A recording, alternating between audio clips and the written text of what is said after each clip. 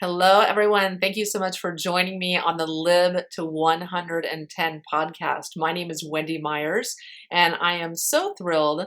Today, we are interviewing Dr. Joe Mercola of Mercola.com. It's the #1 health website on the internet.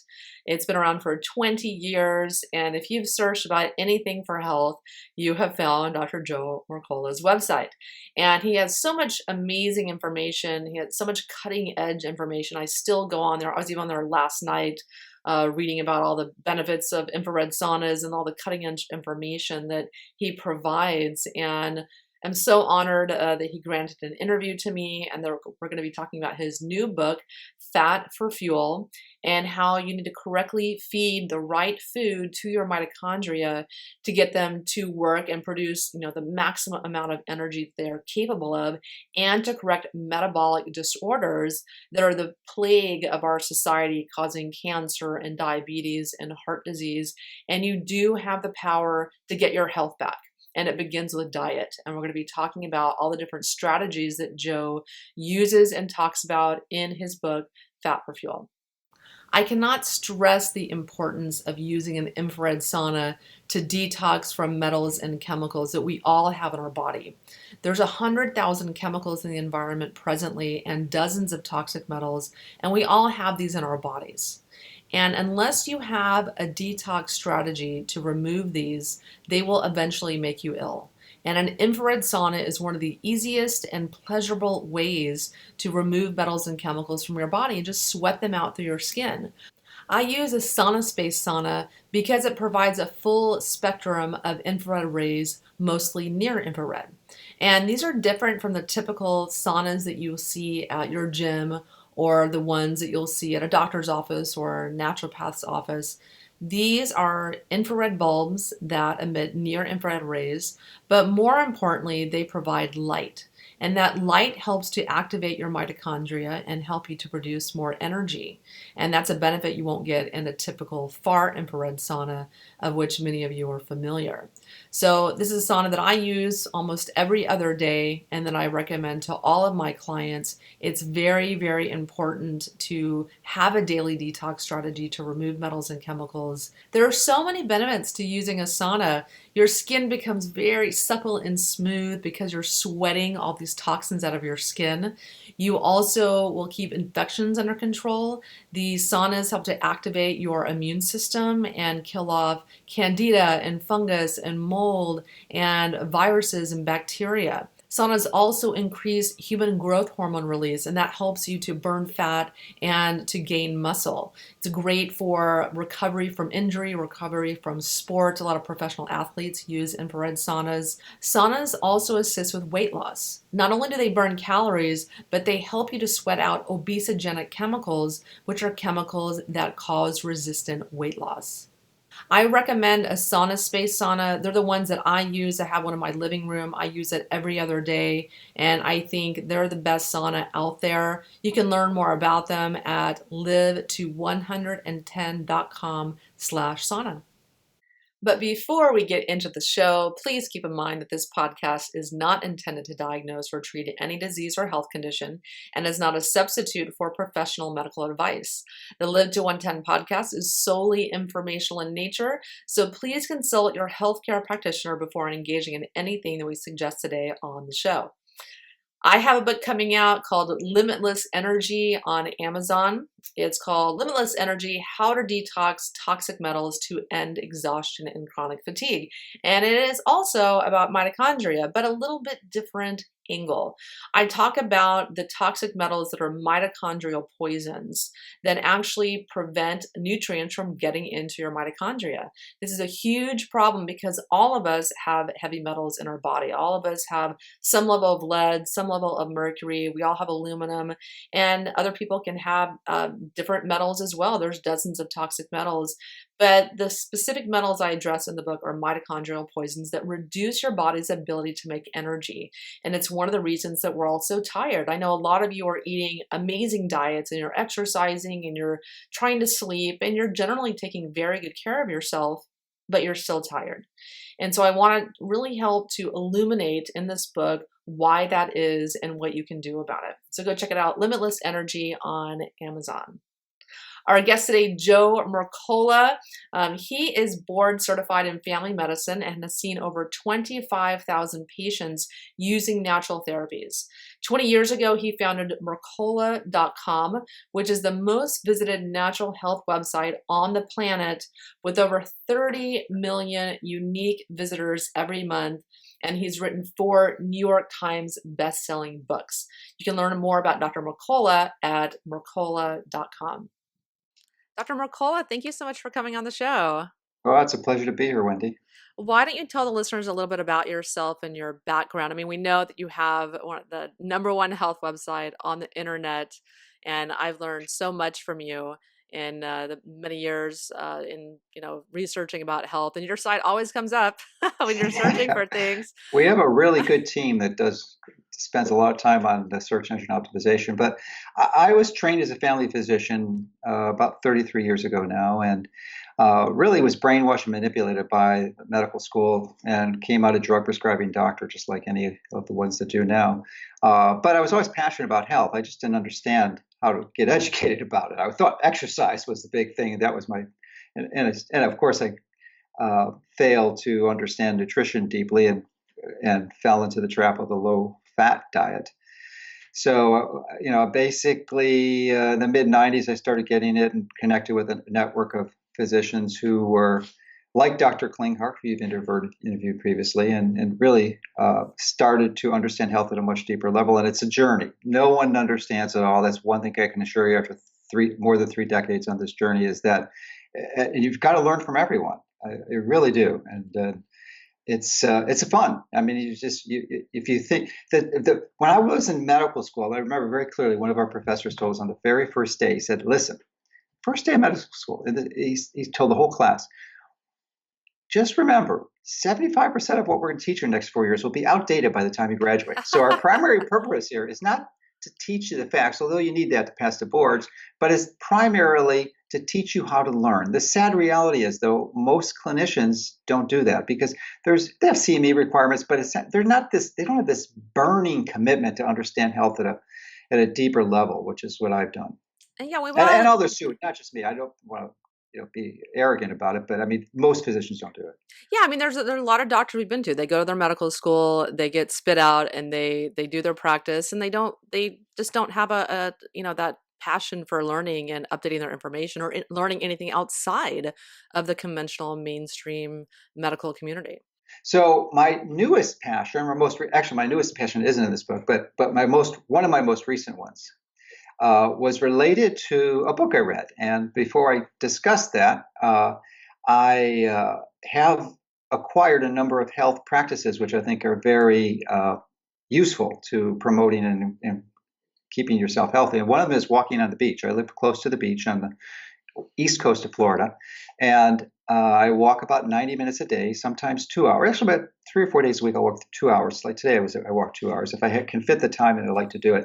And then I time it based on the season. So I wouldn't walk at solar noon in the middle of the summer. I would walk at 7 in the morning. Solar noon is fine in the winter, but not in the summer in Florida. So that sounds like, and I'm very grateful to have the opportunity to do that. I really, really strongly believe that optimizing your light exposure is one of the keys to staying healthy and making sure you get enough sun.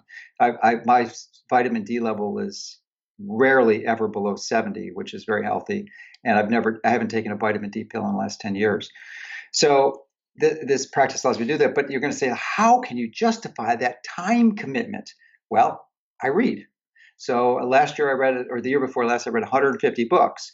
And one of the most profoundly powerful books I read that year was Travis Christofferson's book called Tripping Over the Truth, The Metabolic Theory of Cancer. And I hadn't heard about this information before. I'd even interviewed the primary person in the book that was the focus on his research was Dr. Thomas Seyfried, who is a professor of biology at Boston College and really established the modern day 21st century version of the metabolic theory of cancer, which is a derivative of Otto Warburg's work. So I read that book and I was just inspired. I mean, I was just, and I actually viewed a movie called The Fault in Our Stars. Have you ever seen that, Wendy? Yes. Uh-huh. Oh, you have? Yes, Interesting. I have. Yeah. I mean, for those of your viewers who have not seen it, I would encourage you to, but with a very strong caution. And you know what that caution is because you saw it, right? You cannot watch this movie without one, probably two boxes of Kleenex. Yeah. That reading Travis's book and watching that movie just motivated me, catalyzed me to focus like my entire drive for the next year and a half on really putting the information together in a solid, cohesive message to help mentor people because I can almost assure you, and you know this for sure, that virtually no one watching this video doesn't either have personally cancer or someone they know or love, a relative or friend with it, because 1 in 2 men will get cancer and 1 in 3 women will. And that we're not talking about skin cancer, which is the most common cancer. We're talking about deadly cancers. So it's a pervasive problem. And interestingly, the strategies that you can use to treat cancer also work for the other common diseases, which are heart disease, currently the leading cause of death, but it looks like cancer is going to overwhelm that by the end of the decade. And then we have neurodegenerative diseases and diabetes and obesity, and who doesn't want to be the ideal body weight? So, when you implement these strategies, which I call mitochondrial metabolic therapy, because the entire focus is to improve the function of your mitochondria, as Dr. Seyfried's theory is that cancer is not a genetic disease, as most clinicians believe it is. Is there genetic damage? Of course, but that's a downstream side effect of mitochondrial dysfunction. So if you address the mitochondrial dysfunction, you'll tend to reverse it. Now, I believe this approach, which involves teaching your body to utilize fat as your primary metabolic fuel, is an essential component of treating cancer. But it's not the only component. There's a lot of other adjunctive components like glycolipid therapies, high-dose vitamin C intravenous, hyperbaric oxygen, and probably half a dozen other components that can be used to treat it successfully. So you wouldn't want to rely on this as your exclusive strategy, but it really is one of the most foundational ones. Yeah, so we're going to be talking today about how to improve your mitochondrial function. And you talk about this in your upcoming book, Fat for Fuel. And so let's talk a little about that and how the standard American diet is destroying our mitochondrial function and the type of diet that you recommend that people eat to optimize mitochondrial functioning. Well, you are correct, and it's the primary reason why it's destroying this typical diet is destroying people's health is it's processed food. So the primary focus is to eat real food, which is not a complex concept, of course, but it's something that most people don't do. The vast majority of people's food is processed. Over 95% of the calories Americans eat are processed food. So that's the key thing. And you have to be particularly careful about fats. Even though this is about burning fat for fuel, and I believe most of us at a minimum should have 50% of our fat to as much as 85% of our food our calories as fat. If you eat the wrong fat, it's probably even worse than not eating enough because the wrong fat is very, very dangerous. And the low-fat diet myth that I fell into later in the 20th century was a result of primarily of one researcher, Ansel Keys, who was a prominent nutritional researcher in the mid-20th century. And his response was really to a legitimate problem. In the first half of the 20th century, there was an epidemic of heart disease. I mean, it was rare in 1900, but then it was a serious issue in 1950. And he correctly identified the problem as fat. He incorrectly identified the type of fat, because it was the vegetable oil and the margarines and the trans fats that are essentially plastic and they embed in your cell membranes and just disrupt your metabolism. So that was the problem, but he didn't realize it. He just actually he villainized saturated fat. And more and more studies, even one came out today or this week that's showing that saturated fat is so beneficial and healthy if it's not processed. So the key is to really get people to go through what I call a transition period. And for someone who's healthy, it might be a few weeks. For someone who's pretty severely metabolically compromised, it might be a few months or even longer, to restrict your carbohydrate intake quite dramatically to under 50 grams and in many cases under 20 grams. So somewhere in that range. And then to replace that with fat and to limit. And here's the key. This is how it differs from traditional paleo or ketogenic diet or paleo, is that we lower protein to a very specific amount, 1 gram per kilogram for lean body mass. And approximately that's 30 to 50 grams, maybe 60 grams for the average person. If you're a small woman, then it's closer to 30. If you're a big male, if you're working out, 60 or even higher on your workout days.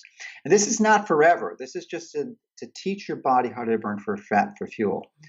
It is just key. And, I just lectured at one of the biggest chiropractic colleges in the country last year. In fact, it is the biggest, Life University in Atlanta. And I asked the students, there was several thousand of them, I asked them about, I threw up one word on the slide, mTOR. And I said, you've heard of that, right? Right, Wendy? Of course. mTOR? mTOR. I'm not familiar with that. Okay, you're not. Well, guess what?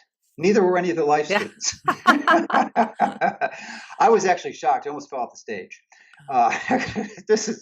Now, I could understand why not, but it's just, here it is, 2017. They still are not being taught that. No one in this audience of 2,000 chiropractic students knew what this was. Yeah, I suspect that many of their instructors didn't either. But anyway, mTOR is probably the most important metabolic signaling pathway that we have. It's more important than insulin, more important than leptin. It's an acronym. Initially, it stood for mammalian target of rapamycin. Now it stands for mechanistic. And rapamycin is a cancer drug, one of the most effective cancer drugs. And it works because it suppresses this pathway. In fact, many people, when you treat cancer, you also treat aging. That's another thing. It's the disease I mentioned. You can slow down, radically put your foot on the brake of aging if you optimize for these pathways. So mTOR is one of them, probably one of the most important pathways to optimize aging. And the single most important catalyst for increasing mTOR, which is dangerous, because when you increase mTOR, that's when you decrease autophagy, which is the body's system for essentially dissolving defective cells, especially cancer cells. So that's why you have to limit protein, because the most important variable or catalyst to activate mTOR is protein.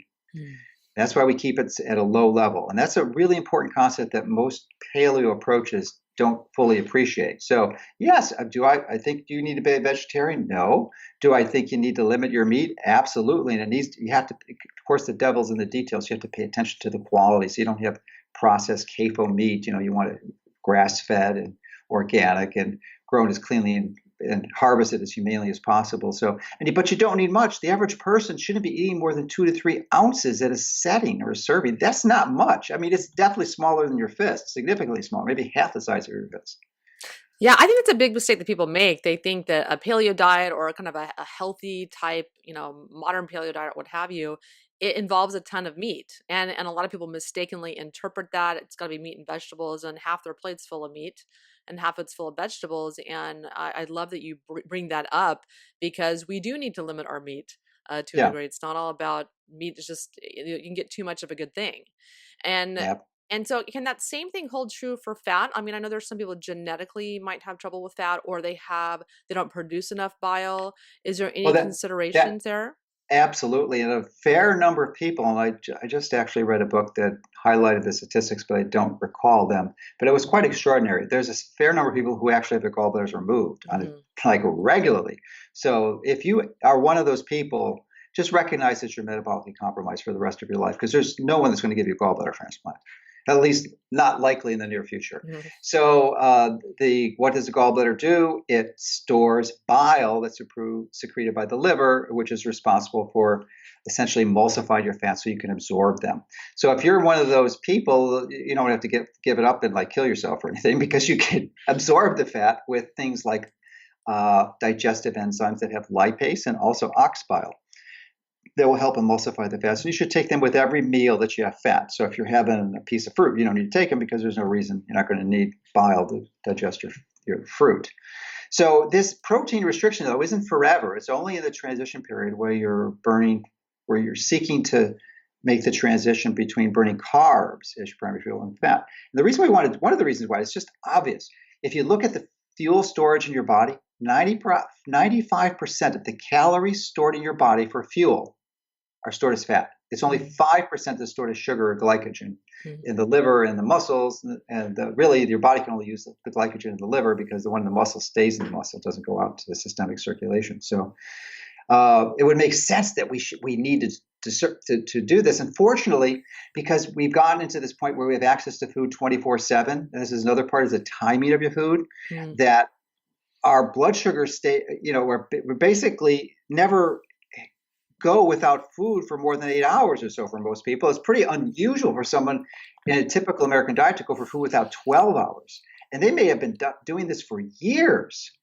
So when you get into that, then there's no reason for your body to burn those fat stores. So you regulate the enzymes to do that in your whole metabolic system. So you essentially just accumulate that and you store it and you don't burn it. You're just burning glycogen. And that's why people get these symptoms when they go without food, they cravings, and they get hypoglycemic and nervous. And there's a real reason for that, because your body needs energy. Even though they've got the fat, they're not fat adapted, so they can't burn it. And they ran out of glycogen, so they need fuel. So those are appropriate. Yeah, well, let's talk about that transfer when people go from burning carbohydrates for fuel to fat for fuel.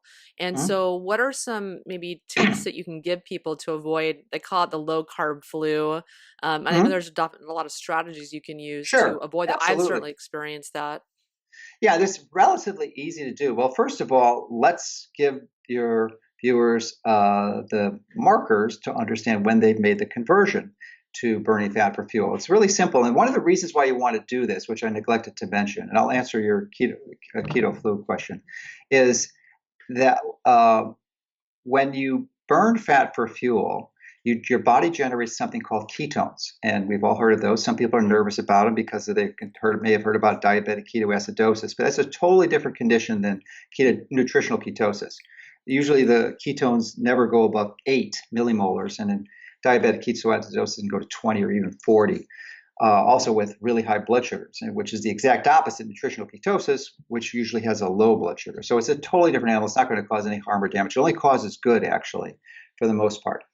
Actually, for the whole part, as I don't know of any side effects that are detrimental. So when you're burning ketones, or your body's creating these ketones, pretty much all your tissues love to burn fat for fuel. There's only a few that don't, the nerves and the brain, but they still can. They need about at least 15% from glucose, but they can still burn these ketones for fuel. So when you're burning them as fuel, this is the magic. This is the metabolic magic. You generate less reactive oxygen species, maybe 30-40% less. And that is a artifact of really burning fuel. It's sort of like the pollution that you get from burning fuel. And you just create a lot more smoky fuel. And these reactive oxygen species are significant because, of course, most people know they cause free radicals, which have this unpaired electron of highly reactive molecules that decimate cellular mitochondrial DNA, cell membranes, and proteins. So it really wrecks the system. It's not that you don't need any, and there's a lot of people are confused on this. They take antioxidants, which indiscriminately lower these free radicals. You need some free radicals. They really are vital to health, but excess free radicals are very dangerous. And really, that's the primary reason why burning fat as your primary fuel is so beneficial. It gets you cleaner fuel. So anyway, the reason I talked about ketones is that you know you're burning fat for fuel when body starts producing ketones. And you can measure them. There's 3 different ways you can measure them: your urine and your blood. The blood's the most accurate. Urine works for a little bit, but then becomes really a poor indicator later in the course. And the easiest and least expensive way and most non-invasive is the breath. You can measure breath acetone with a device called the Ketonix. And it's over $100, but you can use it indefinitely. It just works. And there's no refills that's required, no sticks, because to measure ketones with the blood is like $4 a stick. Plus, you have to stick your finger. So this is a little easier. So you can, when you find out that you're making ketones, that you're burning fat for fuel. So in the transition phase, to prevent some of the side effects which you were concerned about and experienced yourself personally, the keto flu, because your body's not accessing those fat stores, your energy level is going to go down. You're going to feel miserable. So the simplest thing to do is provide an alternate fuel source. And one of the most powerful is MCT oil. You could use coconut oil, which is typically MCTs are derived from coconut or even palm oil. But the MCT is a little bit better because it has 2 carbons typically. The generic MCT, it has a C8 carbon and a C10, caprylic and caproic acid. And they will make ketones really readily because they're very short-chain fats. If you really want to get good action, though, you want to go with the C8, which is caprylic acid. really potent way. The only problem with them is you have to be really careful with the dose initially, because if you start taking like a tablespoon or two of these initially, you will invariably, unquestionably have disaster pants. Yeah. You will. Yeah, I have heard people having that problem. Yeah, yeah. So you just start slow, a teaspoon, half a teaspoon, you work your way up. But it will give you the energy. Now, you can do that throughout the day, but you just have to be careful initially. But it's a powerful tool, and that will help. And then a lot of times, too, you're probably generating some reactive oxygen species or metabolites that aren't too good. So I'm a big fan, and I think almost everyone watching this, I can't imagine someone watching this who wouldn't need this or benefit from it, is having a bottle of liposomal vitamin C.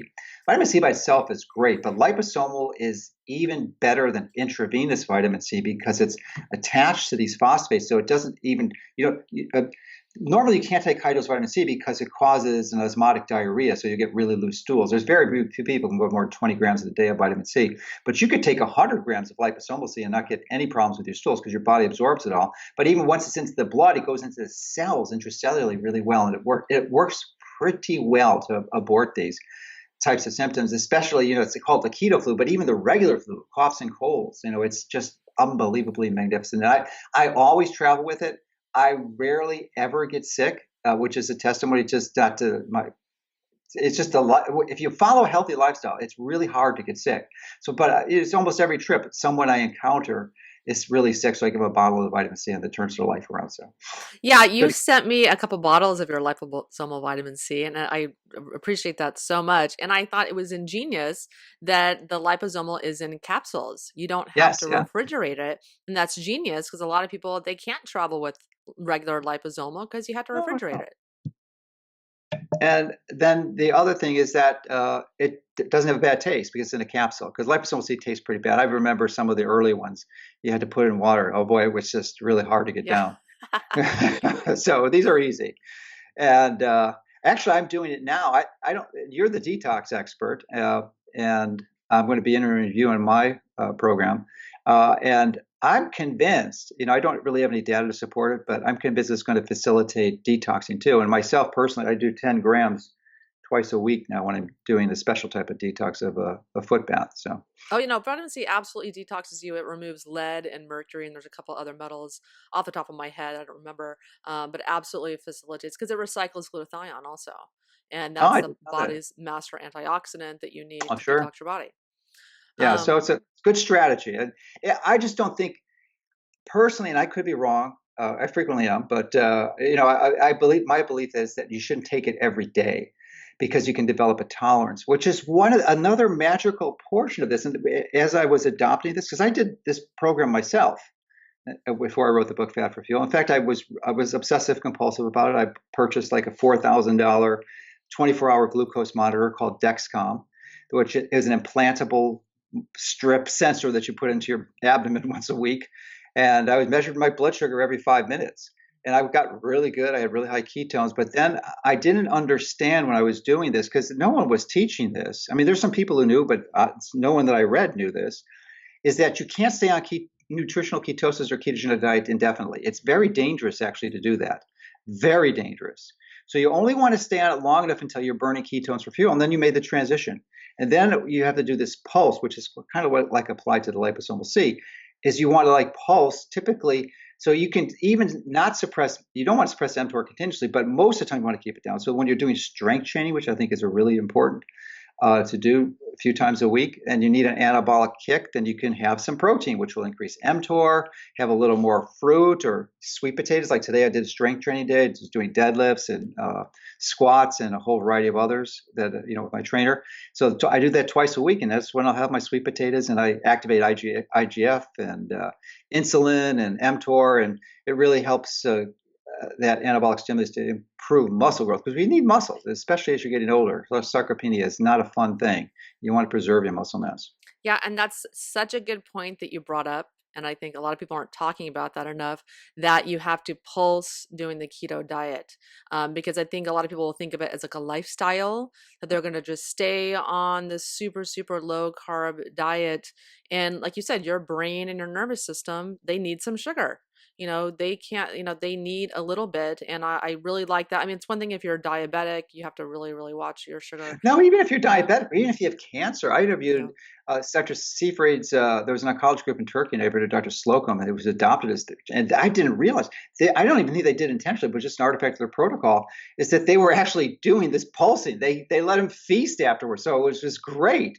I mean, because that's what, and there's a Dr. Walter Longo in California who was really clear about this, and he's done a lot of research in this area, is this: the metabolic magic actually occurs during the refeeding, but it's kind of like exercise.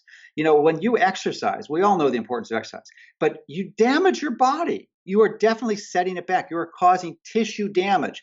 The magic with exercise occurs during the recovery. Well, this is like exercise. The ketogenic diet is kind of like that. You're causing some damage, and the magic, it comes in the refeeding.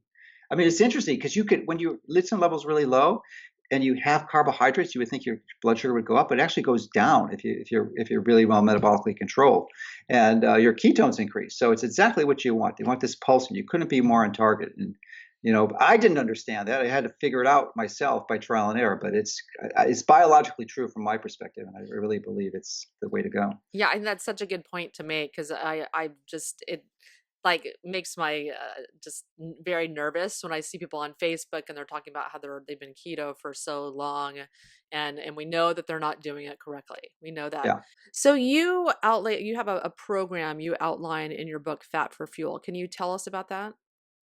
Yes, we provide the details for people on how they can implement this, and it's all carefully illustrated. And we're going to have a lot of other supporting resources around there too, because in many people, it's a life and death situation. And if you're one of those who has really serious heart disease, congestive heart failure, Alzheimer's, which is a tsunami of an epidemic impending. So obviously, most people watching this, it wouldn't be you, it would be your parents. Or certainly cancer, which it's tragically we have many children, which is I said initially was one of my motivation for writing this book, was to really stop these kids from dying needlessly and suffering. It's just there's 1,600 people a day, every day, who die from cancer in the U.S. I mean, it's just so tragic, and 1,500 of them, I believe, don't have to die. They don't have to die if they understand this metabolic truth, especially the earlier adopted, the better. Stay away from processed foods. But if you're one of those people, you really need to be very careful about measuring your food. Now, this is not something you do as an obsessive compulsive the rest of your life, just in the transition period until you understand what it is. And you can periodically go back, but just probably a few months. So you have to use a really valid nutrient tracker. There's a number of them out there. MyFitnessPal is one that was common, but unfortunately they allow users to enter the data and they fact check it. So it's a lot of flawed data, and bad data is worse than no data. So chronometer.com is the one I recommend, CRONOMETER.com. And it's real. You can enter your own data, but it's not shared with anyone else. So if you want to make the mistake of entering data incorrectly, you're going to pay the price for it, but no one's going to suffer as a result of your ignorance. So other than you or your family if it's using it, but so be careful when you're entering it. So it will give you. I mean, you can tell like to the tenth of a gram how many protein calories you're having, which is pretty interesting.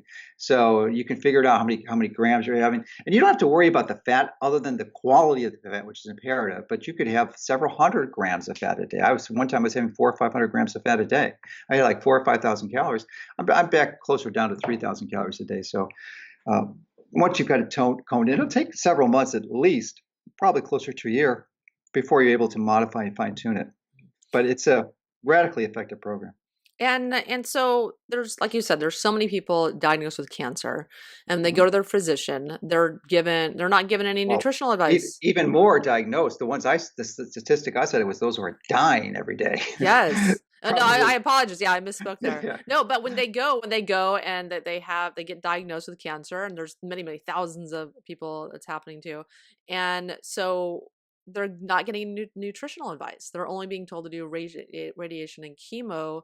Can you talk a little about that? And Sure. Yeah. And that it may be a challenge for you. And I've done a number of interviews on my site because that's just an important topic, that there are resources that you can access, like Best Answers for Cancer and a variety of others, that can give you networks that you can go into, but it's really common for that scenario. And a common response from many oncologists will say, well, diet doesn't matter. Well, then your response to the oncologist back to him is say, well, okay, if it doesn't matter, then you have no problem with me doing this diet. Exactly. So yeah, so that's the response. But most oncologists are clueless. They just don't get it. This is not 100%, but most of them are. They don't even they don't, I mean, it's just so tragic. There is just absolutely no question that IV vitamin C is just a magnificent tool in the treatment of cancer.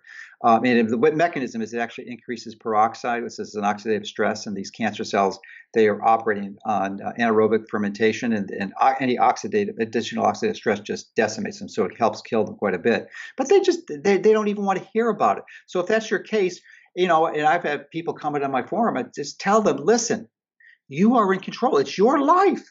Fire your oncologist. There's no one handcuffing you saying you have to see this person. We're not in that type of social structure where it's mandated. So just find someone else because your life literally depends on it. Yeah, well, my father died of cancer. He was diagnosed with esophageal cancer, and he came back from his surgery, and the doctors gave him a list of foods that he could eat. And one of them was white potatoes, white mashed potatoes, crackers, like refined carbs. And I was like, you have got to be kidding me. I mean, this is the most elementary information. I guess I suspect he lost weight too, because cancer cachexia is a real common problem. So they probably put him on Ensure, which is They the did. number one is high, or Yes. there's another one, Blast or something. I forget what it'd be, Balance, whatever they call it. But it's full of high fructose corn syrup and hydrogenated soy oil. I mean, it's just like it's like they're trying to kill them. I mean, Yes. if they understood the metabolic truths, that is the only rational response because they're so clueless and ignorant about nutrition. They have no idea what they're doing. They just think Yeah. a calorie is a calorie. It doesn't matter what type it is. Yeah, it blows my mind that hospitals use Ensure. So let's talk about fasting. So, Yeah. do you discuss fasting in your book? Oh, yes, And yes. That's the timing of the food. I referenced it earlier, but didn't go into details. Thank you for reminding me about that. There are 2 out of 3 people in the U.S. are overweight. I mean, that's just known. It's probably higher in many states. It might be even 80%. So, and then of course, a fair number of those are obese, which is even worse. So, if you or someone you know is seeking to implement this program, then it's powerful, powerful strategy to actually catalyze your progress into this is fasting.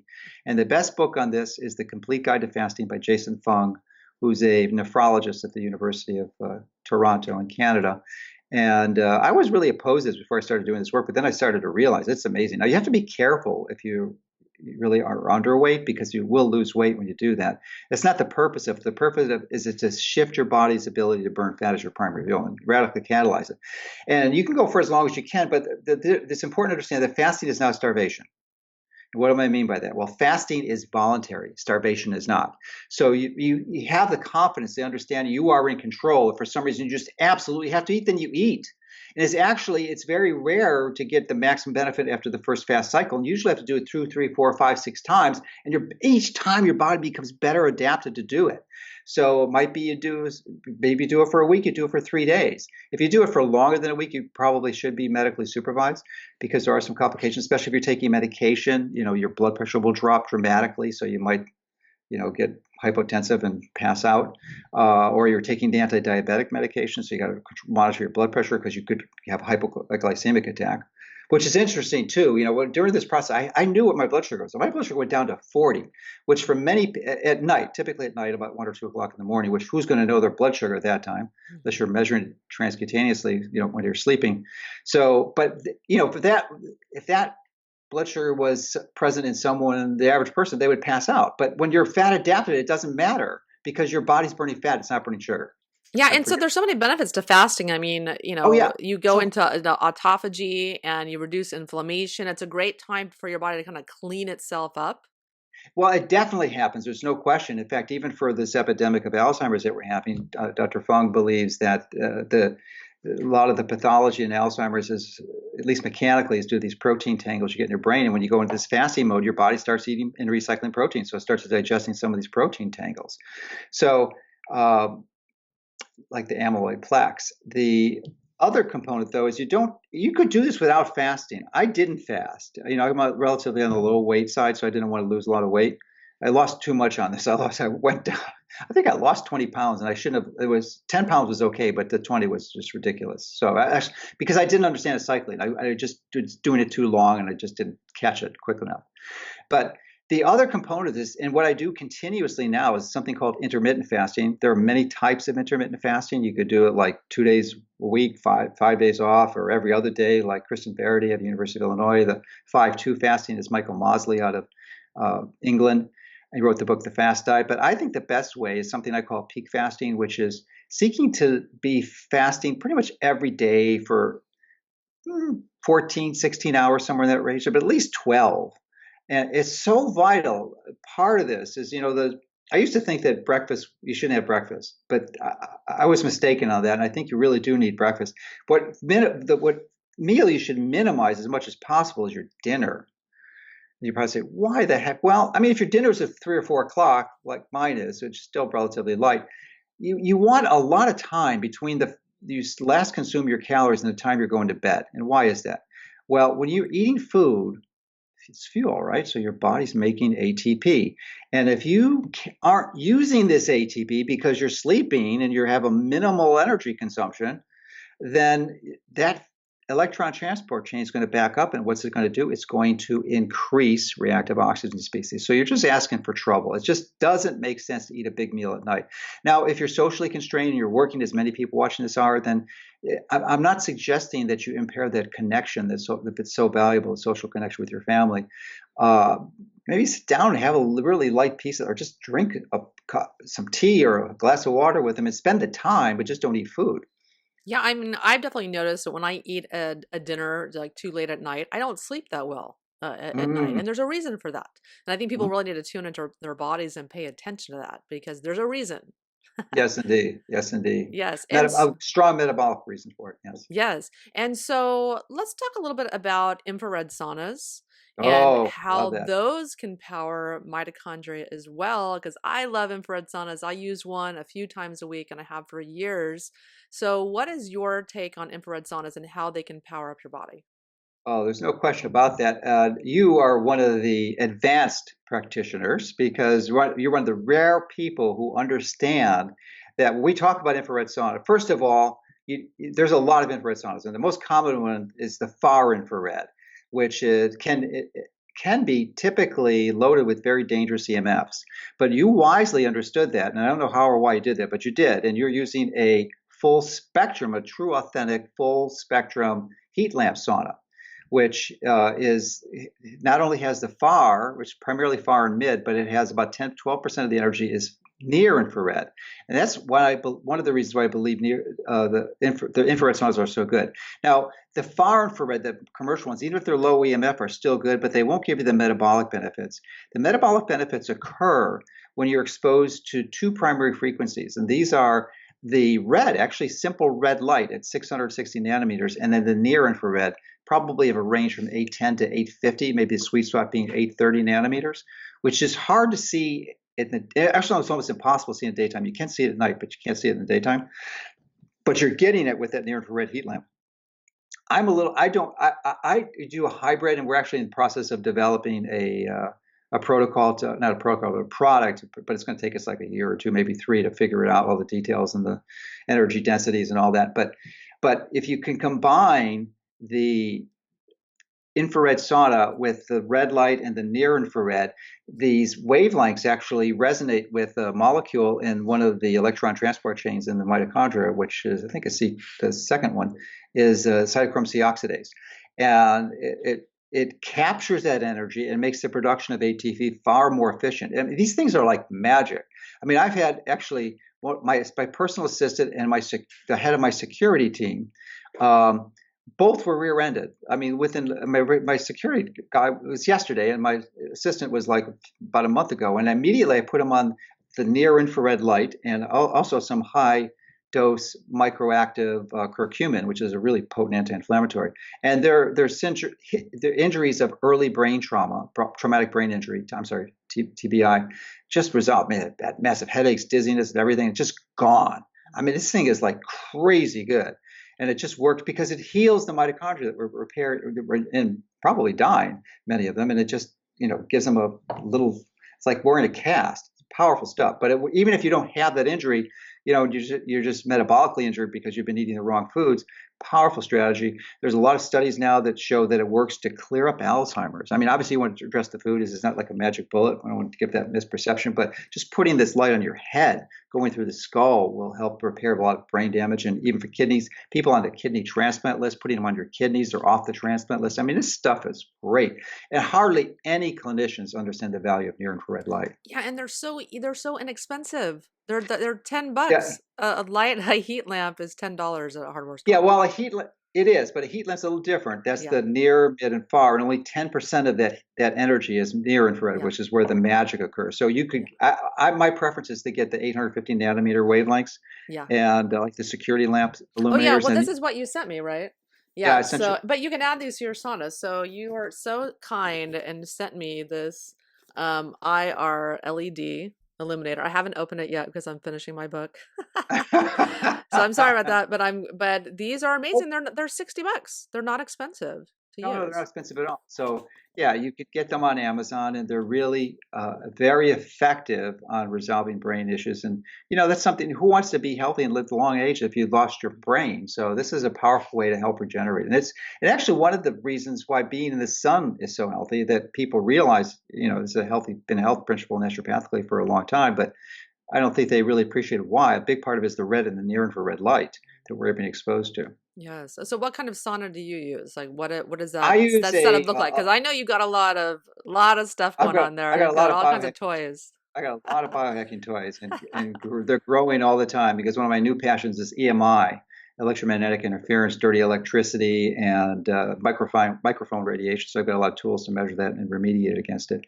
But with respect to the sauna, it's a tent sauna. I think your head should be outside of the sauna. It doesn't need to be exposed to the high heat. And if you're male, like I am, what I learned is that I actually got a little bit of a varicocele, swelling in the veins in the testicles. So the scrotum doesn't like high heat. So I take a ice pack, a frozen ice pack, and I just cover it with a washcloth and put it next to my scrotum, and that protects it, and it hasn't been a problem since. So that's one. A woman doesn't have to worry about that. Yeah, but the rays don't penetrate clothing, also, so that can help to just at least put Oh, clothing I had pants on. I had shorts on, but it still went right through. So I think it's just a matter of the heat, because I don't know what temperature you're. Usually the heat lamp saunas don't get that high, maybe 120, but my far infrared sauna goes like to 170. I'm typically at. And then I combine it with cold thermogenesis, another powerful mitochondrial stimulant. And not so much now, because as we're recording this, it's like the end of April, and my pool is like in the 70s, even, which is too cold. I mean, too warm. So, but when you get into the 50s and even in the 40s, that is a really cold stimulus. And it's so great to go from 170 sauna to like into 50-degree water. It's like, whoa, it wakes you up big time. So I love it, actually. I'm really kind of disappointed that I can't expose myself to that now. But then it's like anything, it's these cycles. So I have the cycle come fall and winter. And so why do you like the head to be outside of the infrared sauna? I'm sure everyone's wondering why. Well, your brain doesn't. You may have information that suggests otherwise, but my concern is that you really shouldn't expose your head to that. And even the people who've been doing saunas for a long time, especially the Russians, they have these hats that they wear to keep their head relatively cool. So I like to keep it out. Plus, it gives me, my tent sauna has like two little zippers on the side, so because that's another half hour in the sauna. So I'm usually doing emails when I'm in the sauna. Yeah. So yeah, I got a busy day. I would be so happy if I didn't have to sleep, because then I could get some stuff done. But it's just like every day, it's just, gosh, I wish I had another few hours. Yeah. So I got to whenever I can rescue time, I can rescue it. So. Yeah, I know how you feel. Yeah, so tell us, any advice or that you would give to anyone, maybe anything we've left out today in our conversation about how to, charge up your mitochondria. Well, another really powerful one that I didn't mention is exercise. And exercise.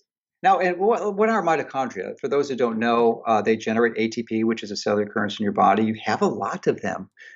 You have a quadrillion mitochondria, which is like every cell, except for your red blood cells and your skin cells, have a few hundred mitochondria, a few thousand, and more mitochondrial dense tissues like your brain, your liver, your heart, kidneys.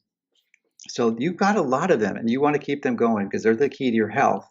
And one of the ways that you can do that, you want to to increase apoptosis appropriately by not having a lot of protein or having appropriate protein at the right times, combine it with your strength training. But then you also want to engage in regular exercise because that increases something called PGC1 alpha, which is a really important signal to cause your mitochondria to reproduce. It's called mitochondrial biogenesis. So exercise will do that really, really well. It also does another thing, increases BDNF, brain-derived neurotrophic factor, which increases, it's like fertilizer for your brain cells, which who doesn't want that? So a regular form of exercise, and just don't make the mistake that I did for 40 years, because I started exercising in 68 and used to run long distances and ran a sub 3 hour marathon, which was a mistake. I would never have done that if I knew what I knew now. But because the best exercise is like continuous movement throughout the day. And I was like, when I stopped seeing patients 10 years ago, I was like sitting down like 16 hours a day or close between 12 and 16 hours. And I had like severe debilitating back pain, even though I was vigorously and religiously working out an hour a day, pretty much every day. An hour of exercise is not enough to compensate for 16 hours of sitting. It just won't do it. So you need to move all day long, ideally. And you do want a little bit of intentional burst. I was taught by Dr. Zach Bush, one of my good friends, this nitric oxide dump exercise where you do this really aggressive set of calisthenics, about 3 to 4 minutes, and you do it a few times a day, and it just releases this nitric oxide, which is another real important metabolic signaling agent that will decrease inflammation, thin your blood, improve your immune response, and relax your blood vessels so you have less heart disease and cardiovascular disease. So just a powerful stim. So exercise is key. Don't ignore it. See if you can walk 10,000 steps a day. Maybe wear a fitness tracker to see if you can count them, and be obsessive about it just so you get an idea of what you need to do to get to reach that level. Because you may be walking a lot less than you think. Yeah, probably. More than likely. So I have a question I like to ask all of my guests. Yeah. What do you think is the most pressing health issue in the world today? I think it would be. It's a good question, but it's most likely it's a complex one. Is ignorance. But it's ignorance by design, and not because people are being massively manipulated and deceived. We have corporate sponsors that really control, I think 6 of them control 85% of the media. So that's changing a little bit with the internet, and we're a part of that process to educating people. But even with that, you could just see recently within the last year, there's this movement to essentially decredentialize people who are telling the truth and saying, oh, they're fake news. Even, really big giants like Facebook and Google identifying them and taking them out of the search engine ranking because they've been labeled as fake news, even though they're telling the truth. So it's a bit of a challenge to differentiate what the good news sources and what the bad ones are, because most of the conventional medias are just absolute corrupted lies. And these corporations, many big corporations, Monsanto being a really great example, they've absolutely penetrated the federal regulatory agencies, and you cannot do anything federal that's going to alienate Monsanto. You can't even do any research within the giant agricultural universities that's anti-Monsanto, or you will be kicked out. You will lose your tenure and you'll lose all your funding. So as a result, all these studies that are generated to be shown as proof of the assertions that they're making is wrong. It's absolutely wrong. Ultimately, you have to figure it out yourself. You're responsible. You can take control of your health. You can get resources like your podcast, and there's many others that you get enough of a critical threshold, and you'll start to understand these things. But the foundational truths are pretty simple. The longer I'm in this, the more I realize it's really pretty simple. But the devil is in the details, and you could make some big mistakes if you aren't careful. Yeah, I love that answer because I think, the big pharma, big agri pay millions of dollars to discredit people, to do PR campaigns, have websites that discredit alternative therapies that work, and medical doctors are trained by big pharma, and they're salespeople for big pharma. I'm not talking about surgeons and things like that. We need emergency care and surgeries, things like that, but. It's very twisted, and people need to have sources, reliable sources like Mercola.com and Mhm. like Green Med Info and other types of websites where they can get trusted information where, because the information we're being fed, there's a lot of lies out there and you really have to rely on yourself. So thank you so much for You're what you welcome. Thank you. do. Because I Yeah. know you put yourself at risk. I know you put yourself at risk and you put Yeah, yourself out there to put the truth out there. they've had, because of what we've exposed and everything, we have literally cost these corporations, when we've done the analysis, tens of billions of dollars they've lost because of our exposés. So, when you have that type of financial loss, there's a lot of effort that's going to stop that loss of revenue that's sinking down the drain. So, they put a lot of resources to discredit me, and to a certain extent they have. But if you're in this for a while, you're seeking, you'll realize that it's just a bunch of hogwash. Yeah, and it's probably part of the program. I mean, anyone Yeah, that's making change and making waves and seeking the truth, people are going to want to shut that down. And so absolutely. I really respect what you do and I respect you and I've learned a tremendous amount from you and I encourage everyone listening, go on Mercola.com. There's so much unbelievable information on there. Yeah, this year is our 20th year. So I literally started this 20 years ago because it was a combination of my passion of technology and health. And so we've got most of those articles up there. I mean, you literally use the search box at the top of every article and you type in a question or a topic, and you'll have dozens and more likely hundreds of different articles that I've written in the past that you can, review and see if it makes any sense. And why did you start your site? I mean, you started like right when the internet pretty much. Yeah, actually, I started the site before Google did. Started theirs actually. Yeah, yeah. That was, as I said, I've had those passions, but I think the primary catalyst was when patients came in and they said, "Doc, what about this thing that I just heard on the news?" And I said, I was in the office. Like I was crazy obsessive. I was in the office like 14 hours a day, so I wasn't watching much TV. So I didn't know about it because I was reading the journals, but the newscasters got this information. So I was really angry and annoyed that the patients would come in telling me about breakthroughs that I didn't know about. So I started to realize that the internet was around and I could find out that I can get the same news the newscasters were getting before they got it and read it. And then I realized that once I had this information, that I had a special perspective to really essentially explain what those findings were, because there's a lot of conflicted information on studies. A lot of them are sponsored by the industry, and they're for a specific point of pushing their drugs or whatever agenda they have. So I put my perspective on it and put a newsletter. I said, if I found this useful, I bet a lot of other people would. So then I just started writing a newsletter, and my patients would come in and say, "Hey, I've got a free newsletter. Would you like to get it?" But Doc, I don't have email. It was like 5% of my patients had a computer account. 5%. When I first started, that it seemed like everyone's had email forever, but it wasn't that way. It was not that way in the 90s. So, but eventually pretty much everyone did. It's like a telephone. But Well, thank you so much for persevering. Your OCD tendencies about health definitely show, as you have just cutting edge information on there. I mean, I still go on your site to learn stuff and am just really blown away by the breadth and depth and the quality of the information that's on your site.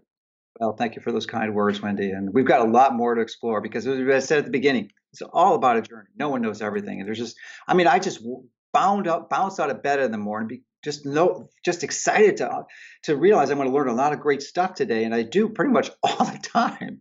It's just like, wow, it's such an amazing journey. So it's Yeah. just I'm very excited and enthusiastic to be able to participate in it. And so, where can everyone find your book, Fat for Fuel? Pretty much anywhere. Well, there's this really obscure website. It's called Amazon. Yeah. That's probably the best way. It comes out in the middle of May, and I think we've already pre-sold 100,000 copies, so it should be a #1 New York Times bestseller. And we've got actually a really interesting 9-part video docuseries coming out, done by Jonathan Otto, that we've interviewed some of the top experts around, and I should have like 3 hours of video in there too, just expanding on some of the topics we talked about today and going into more detail. So that should be coming out and that's free, of course. So, but the book is a really good resource. And, when it comes to books, I mean, it's like one of the best investments you can make. I mean, even if it's a terrible book, it's $15, $20, I mean, typically if you've ever written a book before, there's thousands and thousands of hours that goes in compiling information. So it's crazy. I mean, the information you get there and read, I mean, it's such a valuable investment that, that's why I read so many books, because I learned so much from reading the books. Now, what is your docuseries called? I think the name for it hasn't been figured out yet. Okay. There's like 3 or 4 titles going on. We have to test which one makes the most sense, but there's some pretty interesting ones. So Yeah, so just go to Mercola.com. You can sign yeah, up and give your email, and Mercola will let you know what the name is when it comes out. yeah. And our website for the book is Fat for Fuel, the title of the book.org. So, and there's some interesting videos on there and bonuses you get when you buy it. So, but it should be a very valuable and important resource for people to address these devastating diseases that we're all confronting. If we're not directly, certainly someone we know and love is. So, it's a powerful tool, and it really helps clear through some of the confusion, because there's a lot of confusion about keto, and I think I help clear up in the book. Well, thank you so much for coming on the show. I so appreciate you giving me an interview, and I know all the listeners are so appreciative as well, and I've learned so much. You guys want to learn about me, you can go to live to110.com and learn about my healing and detox program at mineralpower.com. Thank you so much for listening to the Live to 110 podcast.